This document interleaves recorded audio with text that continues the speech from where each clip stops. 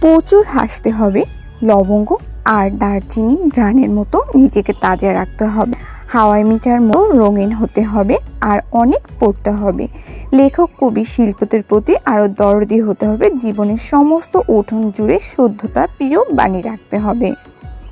বিপদে দমে যারা যায় তাদেরকে আরও সাহস দিতে হবে, মনোবল বাড়াতে সরল মানুষকে সুন্দর সুন্দর কমপ্লিমেন্ট দিতে হবে।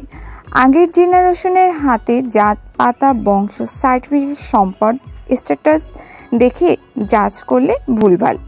এ প্রচারকে নোমর বলে দিতে আসতে হবে। জীবনের মধ্যে আরও অসংখ্য নদী, সাগর, পাহাড়, ফরেস্ট, মহাসাগর, মহাদেশ এনে ঢুকাতে হবে। অনেক গাছপালা লাগাতে হবে, সবুজের যথা হবে, প্লাস্টিক ইজার কমাতে হবে, নদী আর সাগর ক্লিন রাখতে সচেতন বাড়াতে হবে। দুনিয়া খুব সুন্দর করে আগামী প্রজন্মর জন্য গুছিয়ে রেখে যেতে হবে।